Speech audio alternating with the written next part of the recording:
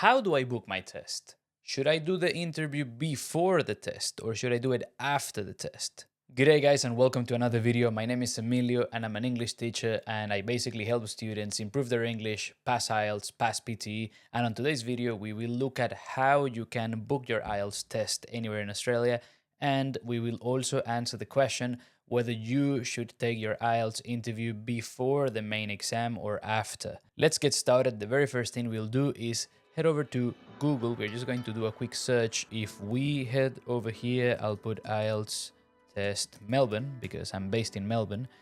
Then I'm going to get this one here, IELTS Center IDP. This is probably the most popular test center in Australia, and there are different places where you could take it.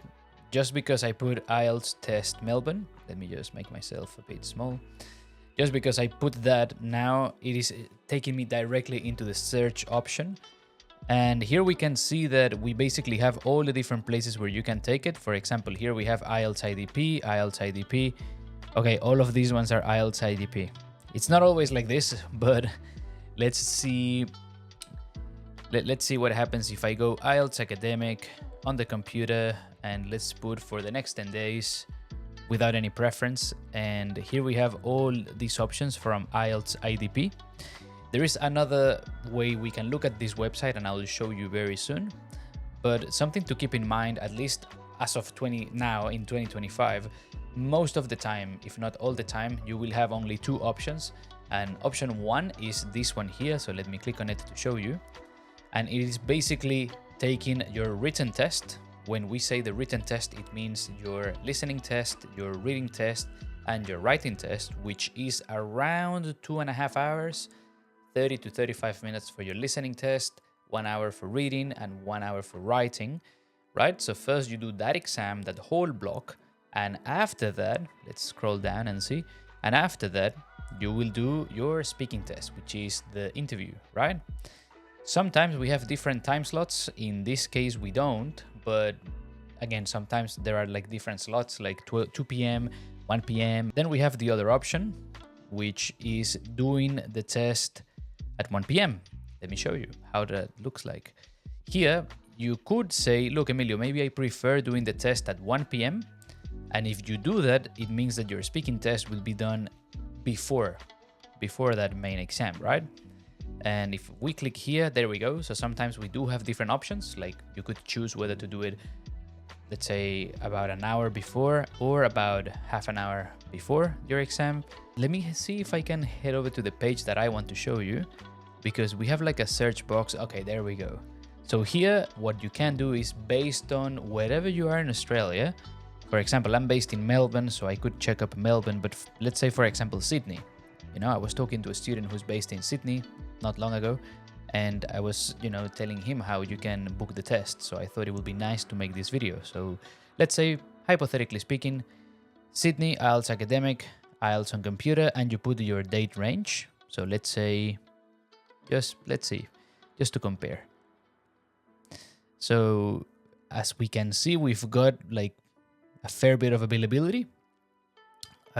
Thursday, Friday, then the following week, Saturday as well, sorry. Then, oh look, lots of options on Saturday. And now I can show you what didn't come up before. For example, here we have IELTS IDP in Sydney, but we also have Western Sydney University, as well as Macquarie University. So you can also, when you're checking with these options, you may find that there are different test centers. It's not only IELTS IDP, and then you can just use the test center that is maybe the closest to you or that, best suits your needs. If I come back, wait, let me just come back to this search bar because I want to show you one more thing. Sometimes I'm gonna pick a place that maybe is not as popular as Sydney. Let's say maybe Hobart, Nothing against those of you in Tassie, because I have a lot of students in Tasmania. Beautiful place. So let's say again, IELTS, I'm gonna put also academic just to make it a fair comparison with Sydney. Same dates, same test. Maybe we're going to have less availability. Okay, look at that. Exactly what I wanted to tell you. For example, if you're based in Tasmania and you want to take the test, within this time, you basically can't. or you have to travel to another city. So this is something you have to think about when it comes to booking your exam. So let's say if I put from March, let's say the first week of March. Okay, it looks like there is no IELTS academic on computer. Let's try on paper, maybe. Okay, looking at the bright side, there is an option to do IELTS on paper in Hobart. Let's see if, if I go back, if there is anything on February. The reason I'm telling you this is because based on where you are in the country, there might be more or less availability. It is always good to check because when this has happened in the past, I have students who have traveled from, for example, Melbourne to Adelaide, or from Adelaide to Tasmania, or from Perth to Melbourne. So it's a matter of checking, in advance so that maybe you can save up that extra travel cost. Sometimes it's good to travel, but the test is not cheap. So it's something to keep in mind. And should we start thinking whether we do the speaking test before or after? And I'll give you two scenarios, completely different scenarios, and then you hopefully can decide based on these two stories. Story number one, it is this one right here. So a few years ago, I had a student amazing student, extremely sharp, really good, and this person would get extremely nervous when it comes to the speaking test. And in that case, when this student had to take the test, my advice was, well, maybe it might be better if you take first your written test, because you are very sharp on your reading, on your listening, and in writing. Again, this person is a really good writer. So a part of me as the teacher is thinking, look, maybe taking the interview first, the speaking test first, could put way too much extra stress on that student, and maybe anything could happen in the interview. This person's weakest band was speaking, so maybe if, we start the day or we start the test, let's say, with a quote-unquote bad interview, maybe that was going to affect the written test. So my advice to that student was the opposite. Maybe don't start with the speaking test. Maybe first do your written exam because you feel really comfortable with your listening, reading, and writing. Get all that done and dusted. Go, maybe have a coffee, have some lunch, try to meditate a little bit even, and then go into your speaking interview. And then obviously you have that time to practice, to try and relax, and then boom, go and give your all in so that, obviously the person gets the test. That's one scenario. And if that sounds like you, if that story resonates with you, then you might say, no, you know what, maybe I'm going to go ahead and do that. But on the flip side, the opposite can also be true. So now let's look at this example. So instead of, let's say for example that this is 12. Let's say for example in this case, the time is not too different. In this case, the time difference is not that much. But let's say hypothetically speaking, you say, look, I'm gonna do it in the morning. And this is what I would recommend to someone. And I have had students in the past that, when we are in class or we are in one of my courses, I tell them, look, I am 100% sure you're going to be okay in speaking. There is no way.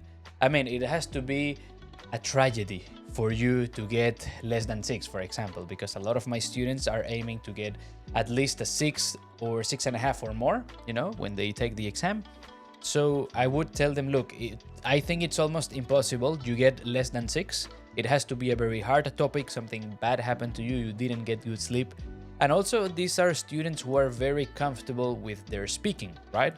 So I would recommend to them, because I know that even a bad interview is not going to really affect the overall test score because they will still maybe pass, right? And in that case, I would say, look, if that sounds like you, if you feel comfortable with your speaking, if you're comfortable during the interview, if you get nervous but not super nervous to the point that it will affect you on your written test, then yes, go ahead and maybe do your interview first so you can relax and then go all in and stay super focused on the other section of the exam that is very, it can be more challenging for those students.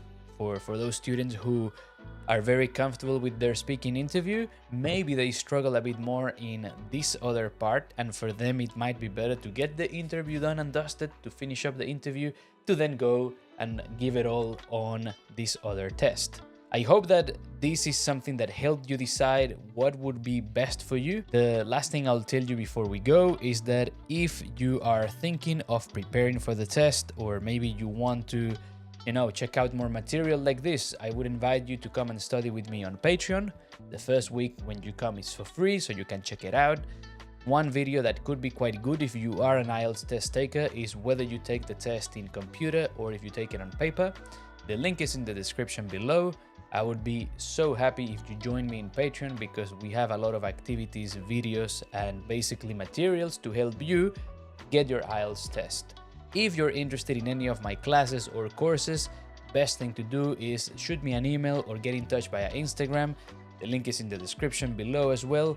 Thank you so much for watching this video. If you haven't subscribed, what are you waiting for? Go ahead and like the video as well.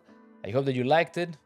Do let me know in the comments if you have a question, and I'll see you either on my next video, or I'll see you on Patreon, or next time. Bye for now.